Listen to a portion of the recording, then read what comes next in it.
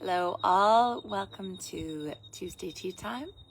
I am here in beautiful Canberra, Australia, and I just left Melbourne this morning. I had an amazing clinic in Romsey. Thank you to all of you guys who were there with me. I am here for a couple of days to gather my thoughts and spend a little time with a herd that I know and love, and then I will start my Canberra clinic here. So I thought today I would talk a little bit about a subject that is interesting to me, that's come up in conversations a few times over the last couple of weeks. And if it's interesting for me and others here in Australia, I thought perhaps it might be interesting for the rest of you guys around the world as well.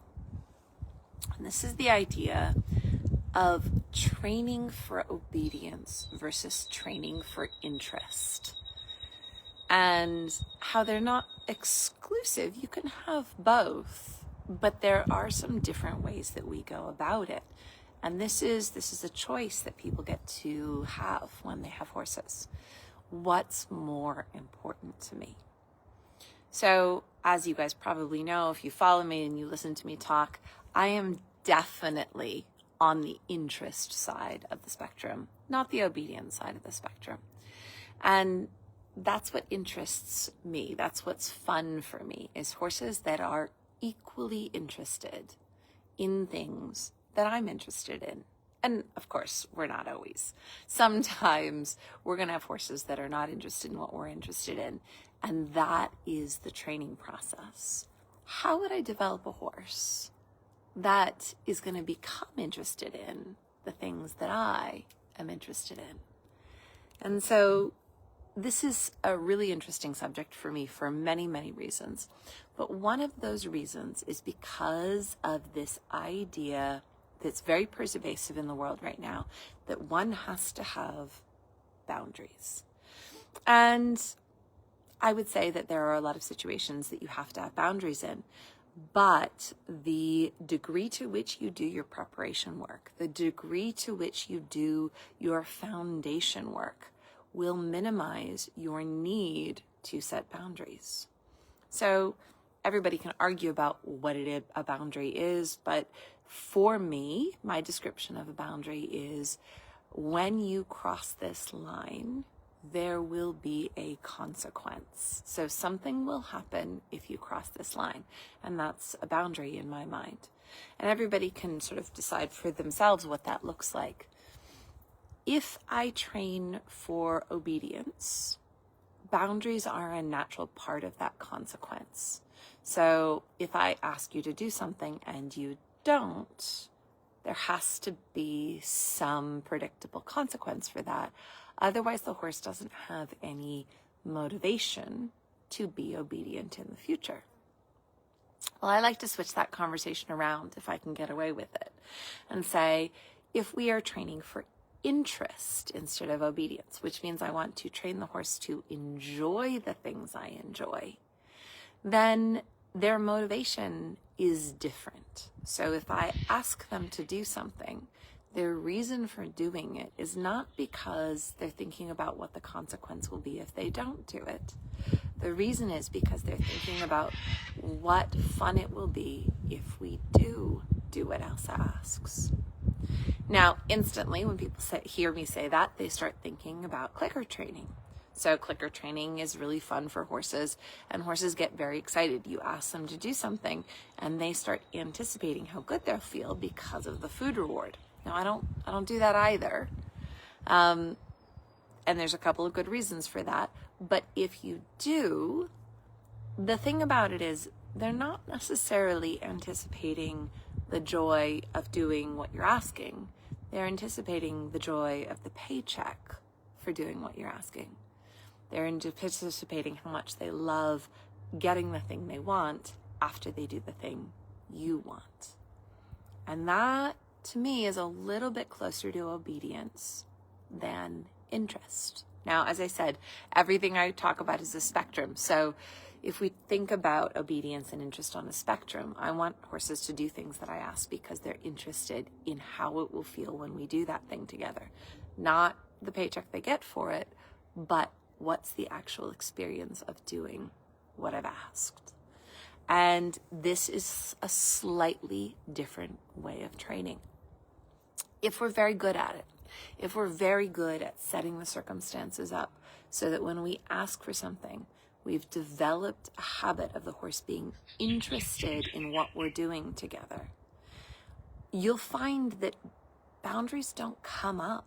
We don't really have to have that conversation of boundaries because they're not thinking about, should I do it or should I not do it? They're thinking about, how do I do what Elsa asked? What fun are we going to have together when I do what Elsa asked? Now, that doesn't mean that there will never be any conversations about obedience or about boundaries. But when there are conversations about obedience or boundaries, what that tells me is I have not built a strong enough foundation for interest. Because when there's a strong enough foundation for interest, the conversation of boundaries doesn't come up. And I like that. I think that's really enjoyable. Obviously, I'm going to have some boundaries around safety. I want horses to be safe around human beings. But I don't believe that the process of setting boundaries is really, really important for horses. It's only as important as your lack of interest is apparent in the relationship. So if they have a lack of cooperative interest, then you may have to set a few more safety boundaries. And that's just a really good thing to keep in mind. It's a spectrum, and we get to decide how much we invest in these relationships. So how do I build interest in a horse? I believe we are always building habits and patterns. We're always practicing sequences. And horses, just like humans, they have a tendency to repeat what they remember. We are not very creative beings. I would love to think that we are. But generally speaking, horses and humans tend to repeat the same behaviors over and over and over again. And they repeat the remembered behaviors. So things that they've done before that have stuck in the memory tend to get repeated again and again. So behaviors that stimulate interest are very, very specific in my research and my understanding. And that is, it's something that tickled the horse's 5 senses. They're seeing, they're hearing, they're smelling, they're feeling, they're tasting. I don't use taste very much, but the other 4 I use a lot. And that tickling of the senses in a way that is good enough for the horse to feel content and take a rest afterwards is going to become a remembered sequence of actions. And when you remember it, you're more likely to repeat it. And the more times you repeat it in a way that's worth remembering, the stronger your memory gets. And the stronger the memory gets, the more repeatable the activity becomes. So I am going to teach horses how to do physical behaviors, but my goal is to link those behaviors to sensory experiences.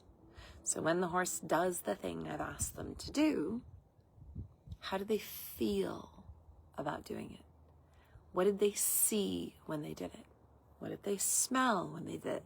You guys have all had that sense memory where you smell a smell and you go, wow, I remember when I smelled that last. Okay? That sensory memory is strong for you. And it triggers the way you think.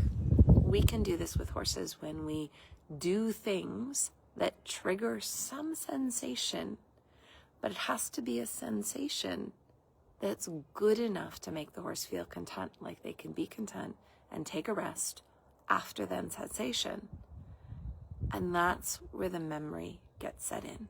The stronger the memory, the more the horse will want to repeat that behavior. Now, if it is a sensory moment that makes the horse feel restless, irritated, frustrated, scared, what that does is it creates a memory of what the horse would like to avoid. Now, it doesn't mean that it's not going to create just as strong a habit, But that tends to be a little bit more like training a horse to know where a boundary is. That is a thing that made me feel bad. So I'm going to try and avoid doing the thing that made me feel bad.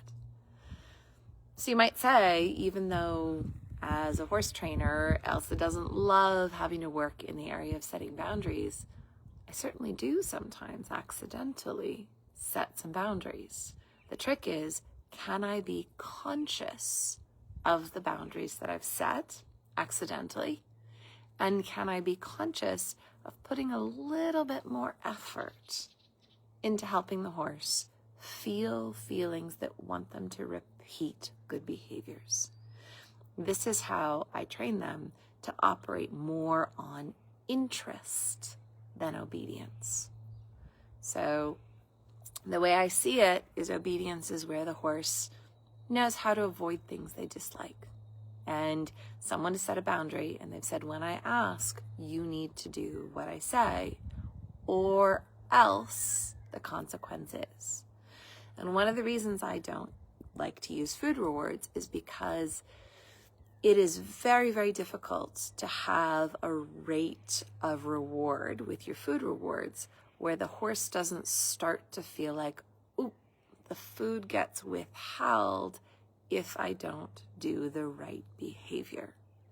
And that fear of the food getting withheld is very, very easily to turn a horse into obedience instead of interest.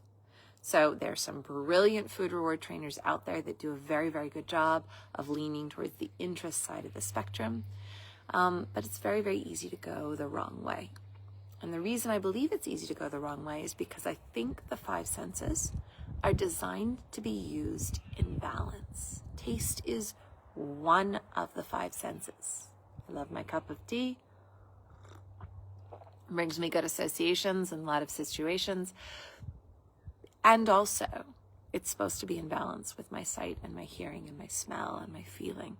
And all of those senses in concert bring a very balanced view of the world and a very healthy interest in repeating behaviors that were successful in creating a sensation that felt good enough to have a little rest to remember it.